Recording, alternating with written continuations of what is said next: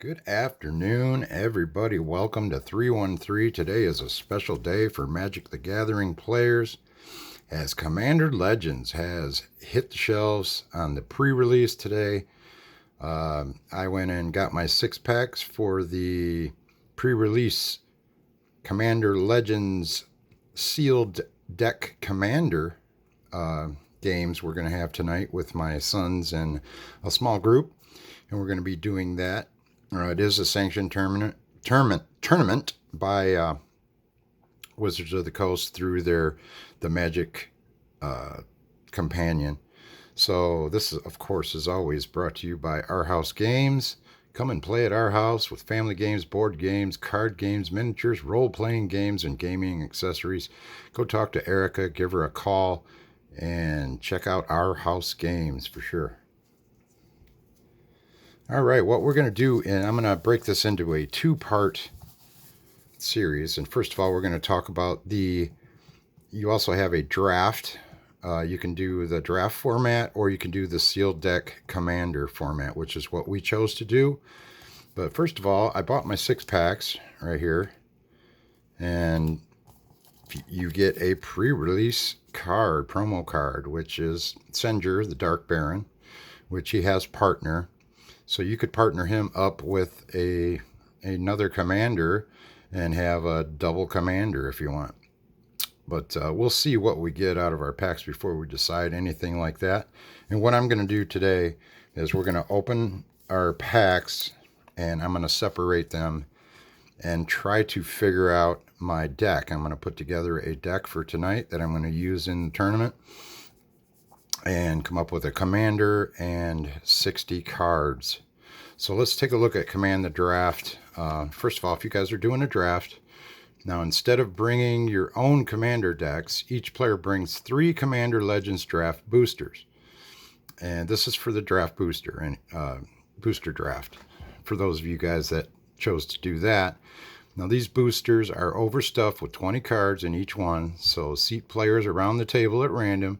We recommend drafting with 4 or 8 players, then playing games in groups of 4, but you can draft with up to 10 players and play in groups of 5. But as you're drafting, remember that you'll be playing Commander, so keep an eye out for powerful legendary creatures. There are a lot of them. So your deck will follow the regular color identity rules of Commander format. That is, you can't play with any cards that have mana symbols on them that aren't found on your Commander. To begin, each player opens their first booster draft and drafts 2 cards instead of 1. So everyone passes the remaining cards to the player on their left. Everyone drafts another 2 cards and passes again.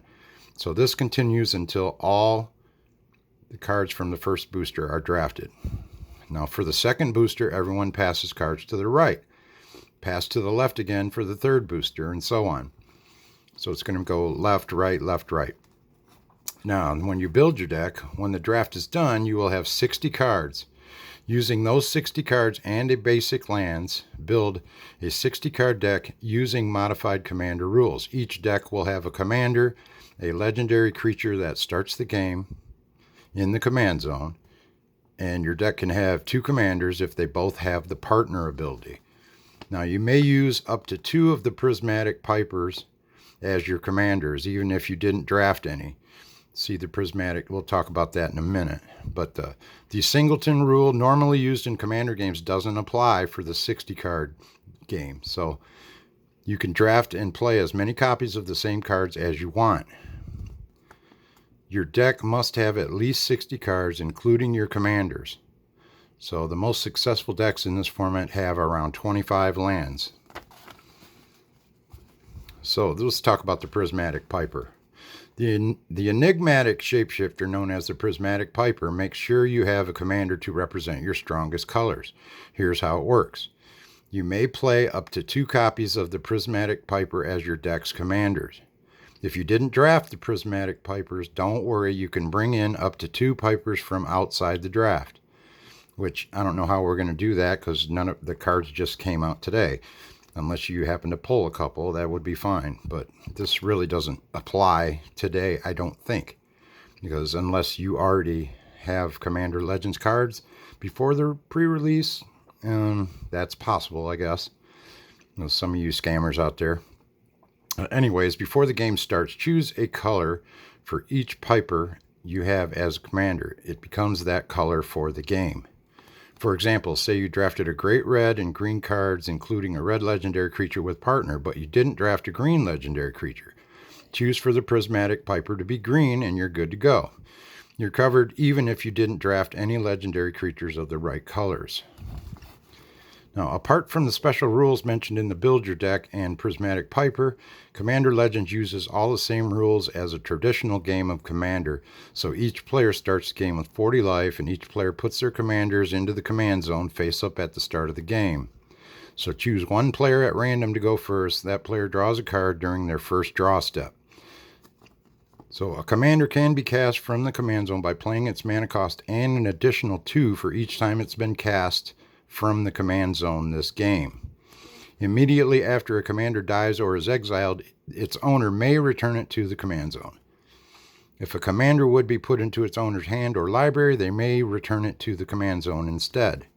Now, each time a commander deals combat damage to a player, note it.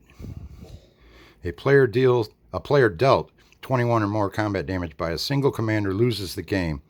If a player has 2 commanders, track this combat damage separately for each one. So that's the rules for the Commander 60 card constructed deck, which is what I will be doing today. I don't know if you guys want to look at the draft archetypes, but I don't think we need to. I think we're going to start ripping and see what I can get. As I'm going along, I'm going to kind of separate as I'm going along, and then the next video I will construct the deck, sleeve them up. But right now we're going to take a look at all the cards and just get a good look at the cards for one. So here's the first pack. Always open from the bottom, Tim. All right.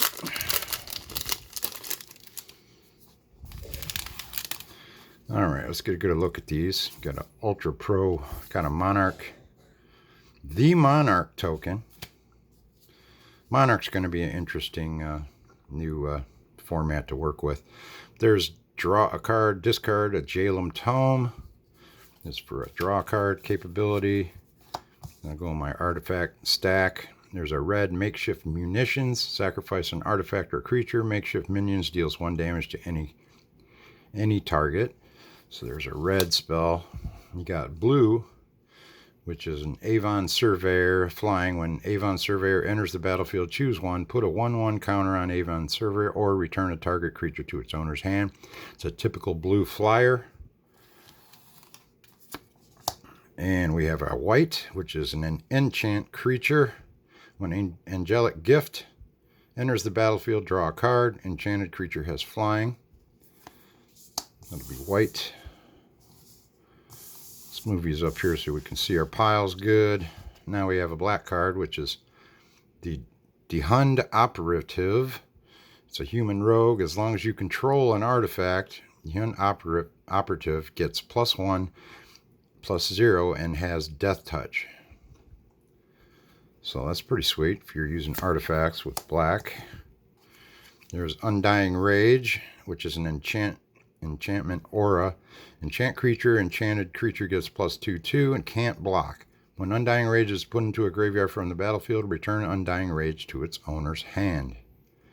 So this is mainly for you attacking. You won't be able to block with that. So Silverback Shaman is a 5/4 trampler for 5, 2 green. When Silverback Shaman dies, draw a card, which I've seen these cards before already. That's just a green monster. You have a Seer's Lantern, which is add colorless mana, and for 2 and tap it, you can scry 1. So it's a colorless mana artifact and a scry. Eyeblight Colors. When Eyeblight Colors dies, create 3 1/1 green elf warrior creature tokens, then mill 3 cards. So we have another good mill card there for black. Fiery Cannonade. Fiery Cannonade deals 2 damage to each non-pirate creature. So let's go with the pirate decks for sure. Skywhaler's Shot. This is an instant. You destroy target creature with power 3 or greater and scry 1, that's a pretty cool card. Nice removal card. And we have a land. Rupture Spire enters the battlefield tapped. When Rupture Spire enters the battlefield, sacrifice it until you pay a colorless and add. You got to pay a colorless when it comes into play, or else you sacrifice it. So you can add 1 mana of any color. That'll go in the land stack here. Now we got Natural Reclamation, which is a green instant for 5 mana, 1 green and 4, which has Cascade. Now they're bringing the Cascade back, which is pretty cool. When you cast a spell, exile cards from the top of your library until you exile a non-land card that costs less. You may cast it without paying its mana cost. Put the exiled cards on the bottom of your library in a random order. And then you can destroy a target artifact or enchantment. So it's Natural Reclamation, 5 Cascade. So that's a pretty hefty price, but you get the Cascade, which is awesome. So you're basically getting 2 spells for 5. So Vow of Duty is an enchantment aura. Enchant creature. Enchanted creature gets +2/2, has vigilance, and can't attack you or a planeswalker you control. So that's good if somebody wants to steal a card. If it's enchanted, they won't be able to attack you with it. So that's kind of a defense against that. Vow of Duty. Then we have our first uncommon, Ingenuity Engine, which costs 7 colorless mana. It's an artifact with Cascade. And you can pay 1, tap it, and sacrifice an artifact to return target artifact you control to owner's hand. Ingenuity Engine. Now we have our second uncommon, which costs 2 green and 3, which makes 5. A sorcery. Monstrous Onslaught deals X damage divided as you choose among any number of target creatures, where X is the greatest power among creatures you control as you cast the spell. Wow, that's nice. Amphin Mutineer is our first rare. It's my first rare out of this set. It costs 1 blue and 3 to make 4. It's a Salamander Pirate. When Amphin Mutineers enters the battlefield, exile up to 1 target non-salamander creature. That creature's controller creates a 4/3 blue salamander warrior creature token. For Encore, which is 2 blue and 4, to make 6, exile this card from your graveyard. For each opponent, create a token copy that attacks the opponent this turn. If able, they gain haste. Sacrifice them at the beginning of the next end step. Activate only as a sorcery. So you get an Encore spell with this card. That's pretty cool. Salamander Pirate. We'll be thinking about blue. So far, green's looking pretty good, but I don't know. We still got a lot of packs to go. Now we have another uncommon slot, which is Armix Filigree Thrasher, the legendary artifact creature Golem. Whenever Armix Filigree Thrasher attacks, you may discard a card. When you do, target creature defending player controls gets -XX until end of turn, where X is the number of artifacts you control plus the number of artifact cards in your graveyard. And it also has Partner. So this could be used with, this would be a pretty good one to use with Benger, maybe. Baron. But we'll think about that one. Still too early to tell. And our big legendary creature Unicorn, Lathiel, the Bounteous Dawn, for a white and green multicolor spell and two colorless to make 4. It has lifelink. At the beginning of each end step, if you gained life this turn, distribute up to that many 1/1 counters among any number of other target creatures. That makes for a really nice commander there. We'll be taking a look at that one. That's going to go in our colorless pile. Now we have a shiny, a foil 3 visits. Search your library for a forest card. Put that card onto the battlefield and shuffle your library. And that's just for 2. That is an uncommon foil rare, and that is our last card for the first pack. Not a bad pack. I really like Lathiel, Bounteous Dawn. That's Going to have a high consideration for possible commander in this deck. We'll see. Let's go to pack 2. You're getting 20 cards per pack in these booster drafts, so you're getting 13 commons, so there's 13 common slots. So let's see what we get now. We got Runaway Together, which is a reprint. We've all seen this card before. Armory of Aroas. That's an artifact equipment. Whenever equipped creature attacks, put a 1/1 counter on it. And you can equip it for 2. That's a nice equipment. Very cheap equipment. You got Wild Celebrants for 2 red and 3. It's a creature that's a satyr. When Wild Celebrants enters the battlefield, you may destroy target artifacts. So there's an artifact destroyer in red. Would expect no less.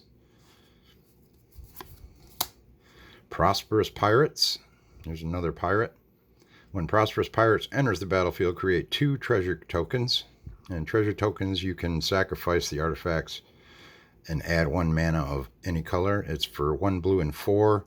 It's a 3/4 Prosperous Pirates. Now we have Blade Brand. I'm going to run over the commons that we haven't seen yet. So Blade Brand is an instant. Target creature gains Death Touch until end of turn, and you can draw a card. Then we have Finclade Fugitives. These are a creature, Elf Salamander Rogue. And Finclade Fugitives can't be blocked by creature with power 2 or less. It has Encore for 5 with 1 green. Exile this card from your graveyard. For each opponent, create a token copy that attacks that opponent this turn. If able, it gains haste. Sacrifice them at the beginning of the next end step. Activate only as a sorcery. So we all know what Encore is now. I won't read that anymore. Eye Blight Massacre. Non-elf creatures get -2/2 until end of turn. There's a good board sweeper right there. Pilgrim's Eye. For 3 colorless, you get an artifact creature Thopter with flying. When Pilgrim's Eye enters the battlefield, you may search your library for a basic land card, reveal it, put it into your hand, then shuffle your library. And it becomes a 1/1. Cage of Hands. Enchanted creature can't attack or block. And return Cage of Hands for 1 white and a colorless. You can return Cage of Hands to its owner's hand. So you can, right before a creature dies or something, you can just return it to your hand and use it again. That's pretty nice. Mobile enchantment. Entourage of Trust is an elf soldier for 5. When Entourage of Trust enters the battlefield, you become the monarch. Entourage of Trust can block an additional creature each combat as long as you're the monarch. And it's a 4/4, so that's pretty sweet. Monarch we'll explain in the next video. But when this is Malfield Twins, it's a creature zombie for 5 colorless and 1 black.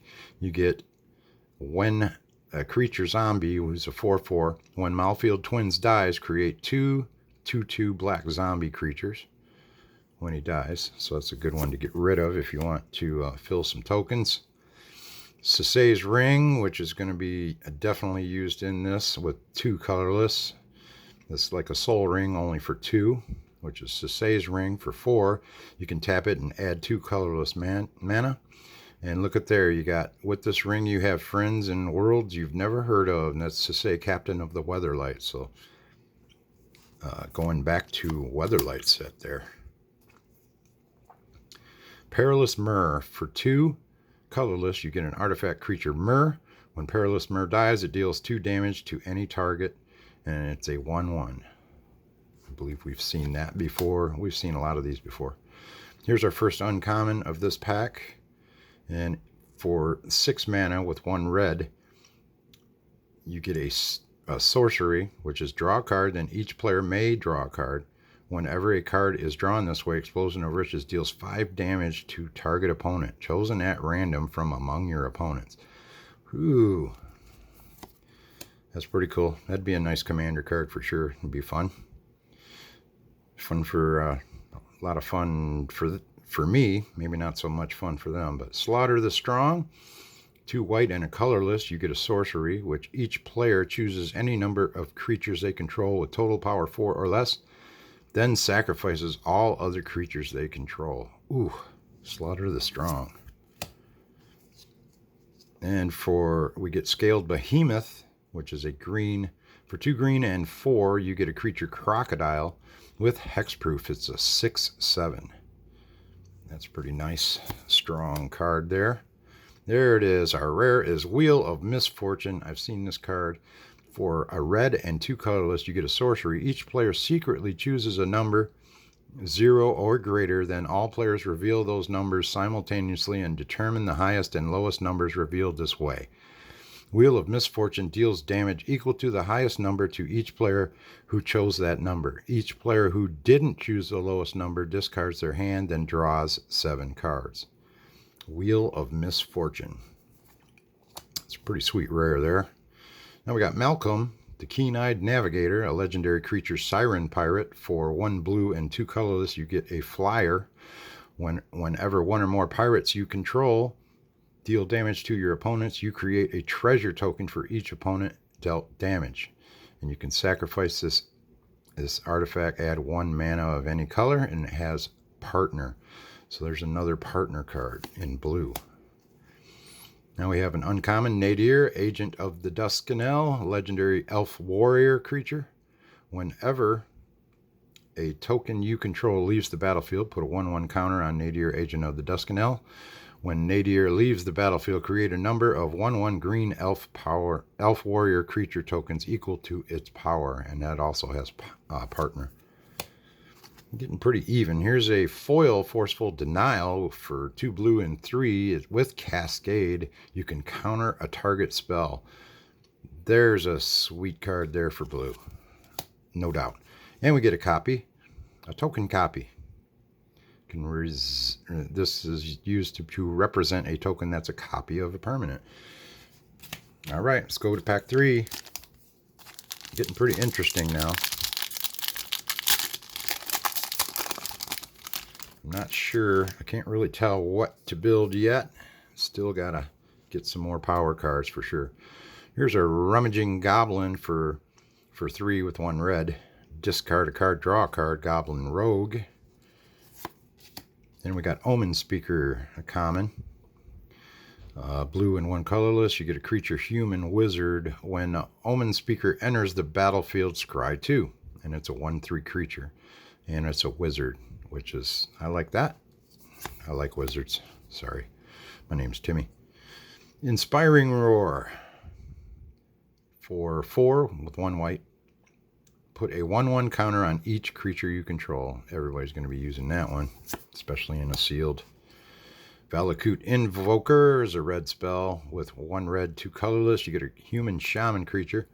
For 8 colorless, Valakut Invoker deals 3 damage to any target, and it's a 2/3 creature. 8 colorless, huh? That's quite a hefty lightning bolt for sure. I remember when lightning bolts were 1. We used to run 4 in our deck. 4 mana, you could deal 12 damage. Boy, times have changed. Okay, we got a blue spell, Spontaneous Mutation. For 1 blue, you get an enchantment aura with Flash. Enchant creature. Enchanted creature gets -X, -0, where X is the number of cards in your graveyard. So there's a nice removal spell. Now we got an artifact creature for 3 colorless. Artifact creature Golem. Whenever Howling Golem attacks or blocks, each player draws a card. We got Captain's Call, which is 1 white and 3 colorless. You create 3 1/1 white soldier creature tokens. I like that card already. I love tokens. Tokens are fun. Annoyed Altasar, which is for 2 green and 5, which makes 7 a creature dinosaur with reach and trample and cascade. Holy mackerel, a 6/5 with cascade for 7 with reach and trample. Very nice card for a common. Now we have a Sanitarium Skeleton. It's for 1 black. It's a creature skeleton. It's a 1/2 for 3. And you don't have to tap it to return Sanitarium Skeleton from your graveyard to your hand. Just want to fill up on those guys. A blue Fall from Favor is 1 blue, 2 colorless. You got an enchantment aura. Enchant creature. When Fall from Favor enters the battlefield, tap enchanted creature and you become the monarch. Enchanted creature doesn't untap during its controller's untap step unless that player is the monarch. So Fall from Favor is a good lock 'em up card. We've seen that one advertised quite a bit. Here's a Slith Ascendant. For 2 white and a colorless, you get a Slith creature with flying. And whenever Slith Ascendant deals combat damage to a player, put a +1/1 counter on it. We like the slithers, or slivers, but this is a Slith. It's hard to say, though. I don't like Slith. Spectral Searchlight. For 3 colorless, you get an artifact. You choose a player. That player adds 1 mana of any color they choose, which is pretty sweet. We're going to be using that card. Maelstrom Colossus. For 8 colorless, you get an artifact golem with Cascade at 7/7. Holy mackerel. No trample, though. What do you want? Here's our first uncommon. We get a Kanji's Lieutenant with flying. It's a bird soldier. For 1 white and 2 colorless, you get, whenever Kanji's Lieutenant attacks, attacking creatures with flying get +1/1 until end of turn, and it has Encore. So that's a pretty cool white card. Now we have uncommon Mindless Automaton. Artifact creature construct. Mindless Automaton enters the battlefield with 2 1/1 counters on it. For 1 colorless and discard a card, you can put a 1/1 counter on Mindless Automaton. Remove 2 1/1 counters from Mindless Automaton to draw a card. So that's a pretty sweet card. I will probably be using that card for sure as a card draw engine and a counter. Cast Down instant. For 1 black and a colorless, you get destroyed. Target non-legendary creature. Good removal spell for black. Court of Grace. For 2 white and 2 colorless, you get an enchantment. When Court of Grace enters the battlefield, you become the monarch. At the beginning of your upkeep, create a 1/1 white spirit creature token with flying. If you're the monarch, create a 4/4 white angel creature token with flying instead. So there's a pretty nice rare there. Court of Grace in the white pile. And our no mythics yet, but we do have Ghost of Ramirez Di Pietro. I love that name. 1 blue and 2 colors, you get a legendary creature, Spirit Pirate. Ghost of Ramirez Di Pietro can't be blocked by creatures with toughness 3 or greater. And whenever Ghost of Ramirez Di Pietro deals combat damage to a player, choose up to 1 target card in a graveyard that was discarded or put there from a library this turn. Put that card into its owner's hand, and it has partner. So there's another good partner card there. Here's our mythic rare. The first one, we got Tevesh Zat. Nice. I am glad to pull that. I don't really like playing black, but if it's going that way, it's going that way. We got black and 4 colorless. We have a legendary planeswalker Zat. For +2, create on his loyalty counters, you create 2 01 black throw creature tokens, and for a +1, you can sacrifice another creature or planeswalker. If you do, draw 2 cards and draw another card if the sacrifice permanent was a commander. And for -10 loyalty counters, you can gain control of all commanders, put all the commanders from the command zone onto the battlefield under your control. And he has partner. So we may partner up with this. It says Tevesh Zat, Doom of Fools, can be your commander. So it's Planeswalker Commander. I like it. That's a mythic rare. That's our first one. Now we have, back to the foil common, we have 1 red. We get an enchantment aura. Dragon Mantle. When Dragon Mantle enters the battlefield, draw a card. Enchanted creature has red. This creature gets +1. You can pump him up +1 until end of turn. So, and we have a Golem, a token artifact creature Golem. Should have been a Thrall. Do we have Thrall on the other side? Nope. Okay, let's go to pack 3.